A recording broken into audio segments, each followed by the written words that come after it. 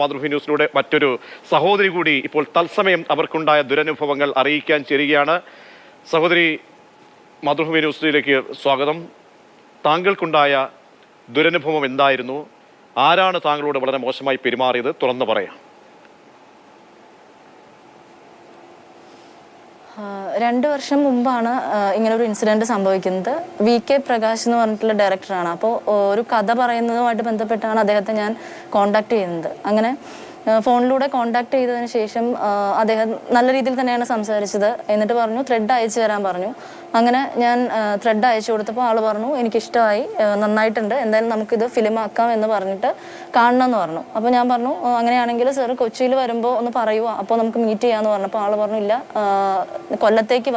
കൊല്ലത്തേക്ക് വന്നിട്ട് നമുക്ക് അവിടെ വെച്ച് ഡിസ്കസ് ചെയ്യാം. ഞാൻ അത് കഴിഞ്ഞിട്ട് കുറച്ച് തിരക്കിലായിരിക്കും, മുംബൈയിലും അവിടെ ഇവിടെയൊക്കെ കുറച്ച് പ്രോഗ്രാംസ് ഉണ്ട്, അപ്പോൾ പോകേണ്ടി വരുമെന്ന് പറഞ്ഞിട്ട് ആൾ കൊല്ലത്തേക്ക് വിളിക്കുമായിരുന്നു. അപ്പോഴും ഞാൻ പറയുന്നുണ്ട് എനിക്ക് അവിടെ വരെ വരാനുള്ളൊരു ബുദ്ധിമുട്ടുണ്ട് എന്ന് പറഞ്ഞപ്പോൾ ആൾ ഉറച്ച് പറഞ്ഞു എന്തായാലും സിനിമയാക്കും, നല്ല ത്രെഡാണ് എന്ന് പറഞ്ഞിട്ടാണ് ഞാൻ അങ്ങോട്ടേക്ക് ചെല്ലുന്നത്. അങ്ങനെ ചെന്ന് കഴിഞ്ഞപ്പോൾ ആൾ 2 റൂം ബുക്ക് ചെയ്തിട്ടുണ്ടായിരുന്നു. അങ്ങനെ എൻ്റെ റൂമിലോട്ട് ആൾ വന്നിട്ട് കഥ കേട്ടു. കഥ കേട്ട് കുറച്ചായപ്പോൾ ആൾ പറഞ്ഞു നമുക്ക് ഡ്രിങ്ക്സ് ഓഫർ ചെയ്തിട്ട് അതിൻ്റെ ഒപ്പം തന്നെ നവ്യ നായർ അവരെയും വിളിച്ചിട്ട് ലൗഡ് സ്പീക്കറിലും അല്ലാതെയും എന്തൊക്കെയോ സംസാരിച്ചു. അത് കഴിഞ്ഞിട്ട് ആൾ പറഞ്ഞു സിനിമ കഥയല്ല, നമുക്ക് അഭിനയിക്കാനായിട്ട് എന്തെങ്കിലും നോക്കിക്കൂടെ എന്ന് ചോദിച്ചു. അപ്പം ഞാൻ പറഞ്ഞു ഇല്ല, ഞാൻ ആക്ടിങ്ങിലോട്ട് അങ്ങനെ നോക്കുന്നില്ല, എനിക്ക് എൻ്റെ കഥ ഫിലിമാക്കണമെന്നേ ആഗ്രഹമുള്ളൂ, അല്ലാതെ ആക്ടിങ് ഞാൻ നോക്കുന്നില്ല എന്ന് പറഞ്ഞു. അങ്ങനെയല്ല, ഞാനൊരു സീൻ തരാം, ഒരു ഡയലോഗ് തരാം, അപ്പോൾ അതൊന്ന് ചെയ്ത് കാണിക്കുകയോ ചെയ്യാൻ പറ്റും എന്ന് പറഞ്ഞു. അത് ഭയങ്കര വൾഗറായിട്ട് അതുപോലെ ഇൻറ്റിമേറ്റ് ആയിട്ട് ചെയ്യേണ്ട ഒരു സീനായിരുന്നു. അപ്പോൾ ആൾ പറഞ്ഞു ഞാൻ എങ്ങനെയാണ് ചെയ്യേണ്ടതെന്ന് കാണിച്ചു തരാം, അപ്പോൾ അതുപോലെ ഒന്ന് ചെയ്താൽ മതി എന്ന് പറഞ്ഞിട്ട് ആളെൻ്റെ ദേഹത്ത് ടച്ച് ചെയ്യാനും കിസ് ചെയ്യാനും പിന്നെ ബെഡിലോട്ടൊക്കെ കിടത്താനൊക്കെ ശ്രമിച്ചു. അപ്പോൾ എനിക്ക് മനസ്സിലായി ഇത് എന്തായാലും കഥ പൂർണ്ണമായിട്ട് കേൾക്കില്ല ആള്, അതുപോലെ തന്നെ വേറെയാണ് ഉദ്ദേശിച്ചതെന്ന് എനിക്ക് മനസ്സിലായി. അപ്പോൾ ഞാൻ പറഞ്ഞു സാർ പൊക്കോ, റൂമിലോട്ട് പൊക്കോ, എനിക്ക് പ്രശ്നമില്ല, ഞാൻ പിന്നെ കഥ പറയാമെന്ന് പറഞ്ഞു. അപ്പോൾ ആൾ ചോദിച്ചു ഉറപ്പാണോ എന്ന് ചോദിച്ചു. അപ്പോൾ ഞാൻ പറഞ്ഞു അതെ ഉറപ്പാണ് സാർ, പൊക്കോ, കുഴപ്പമില്ല എന്ന് പറഞ്ഞിട്ട് അപ്പം തന്നെ ആൾ ഇറങ്ങി. അപ്പം തന്നെ ഞാനും ആൾ പോയി ഒരു 10-15 മിനിറ്റ് കഴിഞ്ഞപ്പോഴേക്കും ഞാനും അവിടെ നിന്ന് ഹോട്ടലിൽ നിന്ന് ഇറങ്ങി ഓട്ടോ പിടിച്ച് വീട്ടിലെത്തി കഴിഞ്ഞപ്പോൾ പണിയെ കാണിച്ചത്. എന്നിട്ട് കുറേ സോറി പറഞ്ഞിട്ട് പറഞ്ഞു ഇപ്പം എൻ്റെ മോളൊക്കെ ഡയറക്ടറാണ്, അപ്പോൾ അവരൊക്കെ അറിഞ്ഞാൽ എന്തെങ്കിലും ഒരു ഇഷ്യൂ രാത്രി പോകുന്ന സമയത്ത് എന്തെങ്കിലും ഉണ്ടായിക്കഴിഞ്ഞാൽ എന്താ ഉണ്ടാവുകയെന്നറിയോ, എൻ്റെ പേര് പോവില്ലേ, അപ്പോൾ എന്ത് വേണമെങ്കിലും ചെയ്യാമെന്ന് പറഞ്ഞു. അപ്പോൾ ഞാൻ പറഞ്ഞു കുഴപ്പമില്ല സാറിനെ വിശ്വസിച്ചിട്ടാണ് ഞാൻ അങ്ങോട്ട് വന്നത്, സിനിമയാക്കുമെന്നുള്ള ഉറപ്പ് തന്നതുകൊണ്ടാണ് ഞാൻ അങ്ങോട്ട് വന്നതെന്ന് പറഞ്ഞു. അപ്പോൾ കുഴപ്പമില്ല എന്ന് പറഞ്ഞു. അപ്പോൾ ഇല്ല അങ്ങനെയല്ല, ഞാൻ എന്ത് വേണമെങ്കിലും ചെയ്യാൻ പറഞ്ഞാൽ മതി എന്ന് പറഞ്ഞു. അപ്പോൾ ഞാൻ കുഴപ്പമില്ല, ഞാൻ ഓക്കെ ആണെന്ന് പറഞ്ഞു. അപ്പോൾ വേറെ പ്രശ്നമൊന്നുമില്ല, എന്തായാലും ഞാൻ ഇതാരോടും പറയാതിരിക്കാനും പിന്നെ അവിടെ വരെ വന്നതല്ലേ അതിന് വേണ്ടിയിട്ട് 10,000 രൂപ ഞാൻ അയച്ചു തരാമെന്ന് പറഞ്ഞിട്ട് ആളുടെ എനിക്ക് തോന്നുന്നു ഡ്രൈവറോ PO ആരുടെയോ ആണ്. അപ്പോൾ ആളുടെ അക്കൗണ്ടിൽ നിന്ന് എനിക്ക് 10,000 രൂപ അന്ന് അയച്ചു തന്നു. അപ്പോൾ ഞാൻ പറഞ്ഞു സാറേ ഇനിയിപ്പോൾ എന്തായാലും സാറിന് ഇതെടുക്കാൻ ഉദ്ദേശിക്കുന്നില്ല, സിനിമ എടുക്കാൻ ഉദ്ദേശിക്കുന്നില്ല, അപ്പോൾ അത് വിട്ടേക്കൂ എന്ന് പറഞ്ഞിട്ട് ഞാൻ അവിടെ ക്ലോസ് ചെയ്തു. പിന്നെ ആളുമായിട്ടൊരു കോൺടാക്റ്റിനോ അങ്ങനെയൊന്നും ശ്രമിച്ചിട്ടില്ല. ഇതാണ് ഉണ്ടായത്. ഇപ്പം ഞാനത് പറയാൻ കാരണം എന്താണെന്ന് വെച്ചാൽ ഗവൺമെൻറ് നമ്മുടെ പിണറായി സഖാവ് എന്താ പറയുക ഇങ്ങനെ ഉള്ളവർക്ക് എതിരെ നിൽക്കും, അല്ലെങ്കിൽ നമുക്ക് വേണ്ടി ഉറച്ചു നിൽക്കും എന്നൊരു വാക്ക് പറഞ്ഞതിൻ്റെ ബലത്തിൽ മാത്രമാണ് ഞാനിപ്പോൾ മുന്നോട്ട് വന്നത്. അതായത് പരാതി നൽകുമോ ഈ സർക്കാർ ഇപ്പോൾ രൂപീകരിച്ചിരിക്കുന്ന അന്വേഷണ ടീമിന് മുൻപാകെ? പ്രത്യേക അന്വേഷണ സംഘത്തിന് ഞാൻ പരാതി കൊടുത്തിട്ടുണ്ട്, മെയിൽ ചെയ്തു, അതിന് റിപ്ലൈ വന്നിട്ടില്ല ഇതുവരെ, മെയിൽ അയച്ചിട്ടുണ്ട്. എന്നാണ് പരാതി നൽകിയത്? ഇന്നാണ് പരാതി നൽകിയത്. ഇന്ന് പരാതി നൽകി അല്ലേ? അപ്പോൾ ഈ ദുരനുഭവങ്ങളെല്ലാം തുറന്നു പറഞ്ഞ് അന്വേഷണ ടീമിനൊപ്പം ഈ അന്വേഷണവുമായി തന്നെ മുന്നോട്ട് പോകുമല്ലേ? അതെ, അന്വേഷണമായിട്ടും തന്നെ. കാരണം ഇനി ആരെങ്കിലും ഈ സിനിമാ ഫീൽഡിലോട്ട് വരുമ്പോൾ ഒരിക്കലും പറഞ്ഞു പറ്റിക്കരുത്. ഒരാളെ വിളിച്ചു വരുത്തി അവർ ഒരു കഥ ഇഷ്ടമായില്ല എന്ന് പറഞ്ഞാൽ അവിടെ തീർന്നു, അത്രയേ ഉള്ളൂ. പക്ഷേ ഇത് വിളിച്ചു വരുത്തി എനിക്ക് എന്തായാലും സിനിമയാക്കുമെന്ന് പറഞ്ഞിട്ട് അവസാനം നമ്മളെ വിളിച്ച് അപമാനിച്ചതാണ്. അപ്പോൾ ഇനി ഒരിക്കലും ആർക്കും ഇതുപോലൊരു അനുഭവം ഉണ്ടാവരുത്, അതുകൊണ്ടാണ് ഞാൻ ഇത് വെളിപ്പെടുത്താൻ തയ്യാറായത്. ഈ സഹോദരി വളരെ ഒരു സിനിമാ മോഹവുമായി എത്തുകയാണ്. അപ്പോൾ കഥ പറയാൻ വേണ്ടി അല്ലെങ്കിൽ കഥയുമായി എത്തുന്നു, പക്ഷെ അവിടെ ഒരു ആക്ട് ചെയ്യാൻ വേണ്ടി മറ്റൊരു ഇതെടുക്കുക. അതിലൊക്കെയും ഈ സംഭാഷണം നടന്നത് തുടക്കം മുതൽ മറ്റൊരു ലക്ഷ്യമായിരുന്നു ഈ സംവിധായകന് എന്നായിരുന്നോ തോന്നിയത് ആ നിമിഷങ്ങൾക്ക്? ഇല്ല, ചെന്ന് കയറിയപ്പോൾ എന്നോട് കഥ പറഞ്ഞോളാൻ പറഞ്ഞു. കഥ പറഞ്ഞൊരു കുറച്ചെത്തിയപ്പോഴാണ് ആള് പിന്നെ വേറെ കാര്യങ്ങളിലേക്ക് വന്നത്. പിന്നെ പറഞ്ഞു കഥയല്ല, നമുക്ക് ആക്ട് ചെയ്യാനായിട്ട് പറ്റുമെന്ന് നോക്കാം എന്ന് പറഞ്ഞിട്ട് ആള് തന്നെ ഒരു സീൻ തരുമായിരുന്നു. അത് വളരെ വൾഗറായിട്ട് ബെഡ്റൂം സീൻ പോലത്തെ ഒരു സംഭവമാണ് തന്നത്. അതൊന്ന് ആക്ട് ചെയ്യാൻ പറ്റുമെന്ന് ചോദിച്ചു. അപ്പം ഞാൻ പറഞ്ഞു എനിക്ക് പറ്റുമെന്ന് തോന്നണില്ല എന്ന് പറഞ്ഞപ്പോൾ ആള് പറഞ്ഞു ഞാൻ കാണിച്ചു തരാം എങ്ങനെയാണ് ചെയ്യേണ്ടതെന്ന് പറഞ്ഞിട്ടാണ് ആള് പിന്നെ ടച്ച് ചെയ്യാനും അങ്ങനെയുള്ള സംഭവങ്ങളൊക്കെ ചെയ്തത്. അപ്പോൾ തോന്നിയ കാരണം ഒരു പെട്ടുപോയ ഒരു അവസ്ഥയാണല്ലേ, കാരണം നിസ്സഹായമായ ഒരു അവസ്ഥ അല്ലേ? പെട്ടുപോയൊരവസ്ഥ, അതെ അതെ. അപ്പോൾ പിന്നെ എനിക്ക് മനസ്സിലായി. അപ്പോൾ പിന്നെ ആളോട് ഞാൻ പറഞ്ഞു സാർ റൂമിലോട്ട് പൊക്കോളൂ, കുഴപ്പമില്ല, നമുക്ക് കൊച്ചിയിൽ വരുമ്പോഴായാലും അല്ലെങ്കിൽ പിന്നെ ഞാൻ അയച്ചു തരാം എന്ന് പറഞ്ഞു. അപ്പോൾ പറഞ്ഞു ഉറപ്പാണോ എന്ന് ചോദിച്ചു. അപ്പോൾ ഞാൻ പറഞ്ഞു ആ ഉറപ്പാണ് എന്ന് പറഞ്ഞപ്പോൾ ആൾക്ക് മനസ്സിലായി എന്തായാലും, എന്താ പറയുക. എന്നിട്ട് ആളെ റൂമിലോട്ട് വിളിച്ചു. റൂമിൽ വന്ന് നമുക്ക് കഥ കേൾക്കാമെന്ന് പറഞ്ഞു. അപ്പോൾ ഞാൻ പറഞ്ഞു കുഴപ്പമില്ല, എനിക്ക് റൂമിലേക്ക് വരാൻ പറ്റില്ല, സാറ് പൊക്കോളാൻ പറഞ്ഞു. അങ്ങനെയാണ് ഞാൻ പിന്നെ ആള് പോയി കഴിഞ്ഞപ്പോൾ ഞാൻ ഹോട്ടലിൽ നിന്ന് ഇറങ്ങുന്നത്. സംവിധായകൻ VK പ്രകാശിനെതിരെ ഗുരുതര വെളിപ്പെടുത്തലുമായി യുവ കഥാകൃത്ത് മാതൃഭൂമി ന്യൂസിലൂടെ രംഗത്ത് വരികയാണ്. പ്രിയപ്പെട്ട സഹോദരി നമ്മോടൊപ്പം തുടരുന്നുണ്ട്. സഹോദരി, ഈ സംഭവത്തെക്കുറിച്ച് പിന്നീട് ആരോടെങ്കിലും പങ്കുവെച്ചുവോ? ഇല്ല, ഞാൻ ഫ്രണ്ട്സിനോടൊന്നും പറഞ്ഞിട്ടില്ല ഇക്കാര്യം. പിന്നെ അന്നേരം പരാതിപ്പെടണമെന്ന് ആഗ്രഹം ഉണ്ടായിരുന്നു, പക്ഷെ എന്താ പറയുക, പേടിയുണ്ടായിരുന്നു.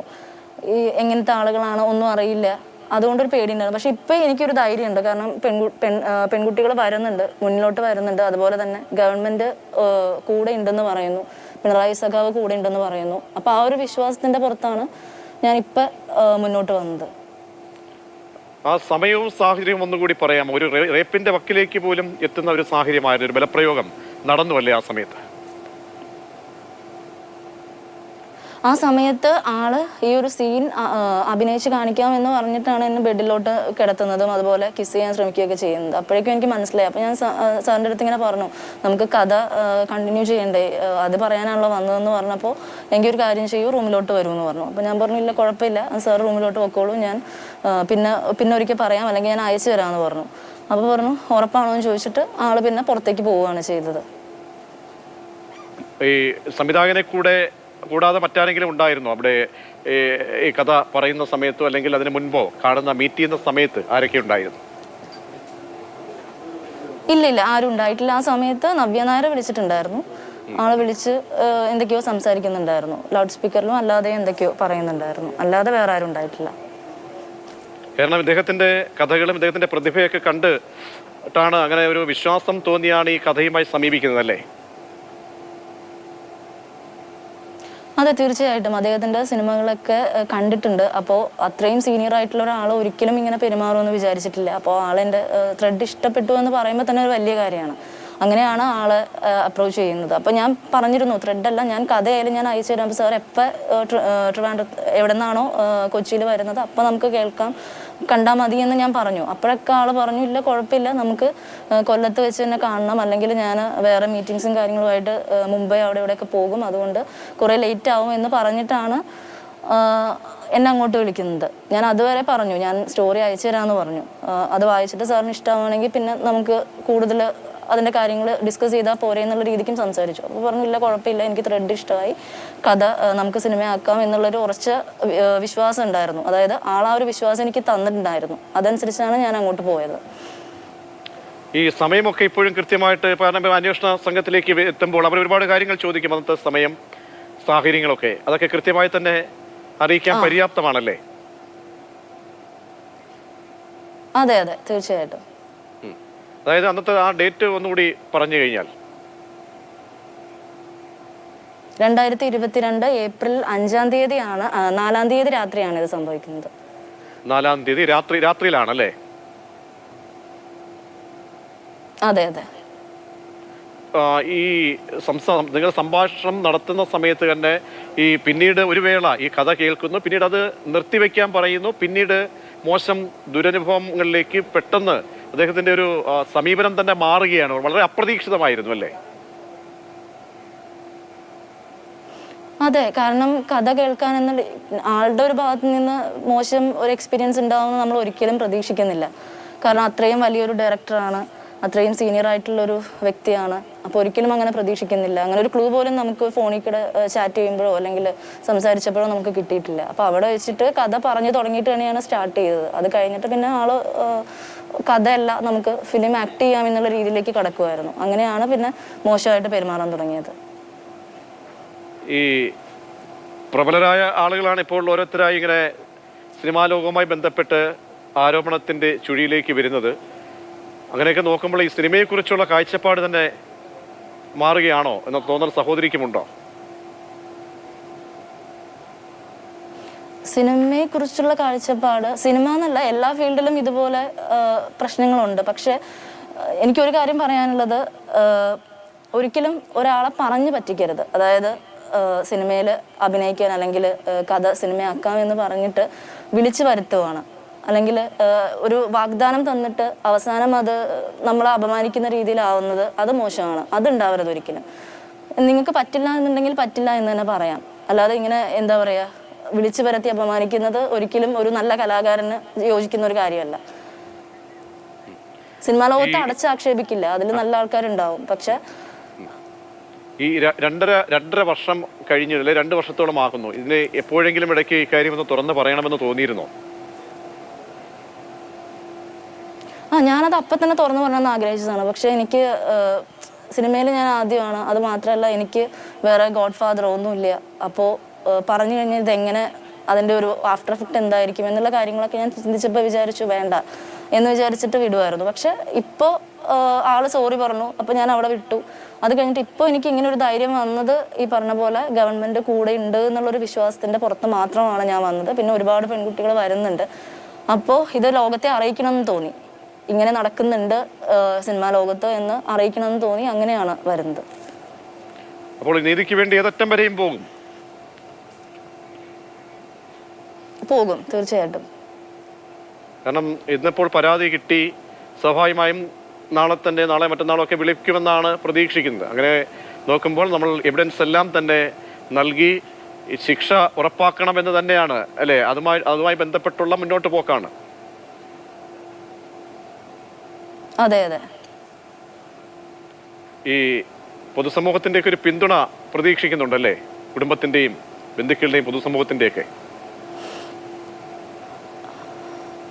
ഇല്ല, അങ്ങനെയല്ല. ഞാൻ പറഞ്ഞത് സത്യമായിട്ടുള്ള കാര്യങ്ങളാണ്. അപ്പോൾ അത് പിന്തുണ ആഗ്രഹിച്ചുകൊണ്ടൊന്നുമല്ല. എന്തായാലും സത്യം എവിടെയായാലും തെളിയിക്കപ്പെടുമല്ലോ. അപ്പോൾ ഇനി ഒരിക്കലും ഒരു പെൺകുട്ടിക്കും ഇങ്ങനൊരു അവസ്ഥ ഉണ്ടാവരുത്, അത്രേ ഉള്ളൂ. തീർച്ചയായും വളരെയധികം നന്ദി സഹോദരി, താങ്കൾക്ക് ഏറ്റ ദുരനുഭവങ്ങൾ തുറന്നു പറഞ്ഞത്. അത് VK പ്രകാശി എന്ന വളരെ പ്രധാനപ്പെട്ട ഒരു പ്രമുഖനായിട്ടുള്ള ഒരു സംവിധായകന് എതിരെ ആണ് എന്നുള്ളതാണ് നമ്മളെ കേൾക്കുമ്പോൾ ഞെട്ടിപ്പിക്കുന്നത്. എന്തായാലും ഇക്കാര്യത്തിൽ ഒരു കേസിൻ്റെ ആ സന്ദർഭത്തിലേക്ക് പോയ സാഹചര്യത്തിൽ പരിശോധനകളൊക്കെ തന്നെ നമുക്ക് വരും നിമിഷങ്ങളിൽ പ്രതീക്ഷിക്കാം.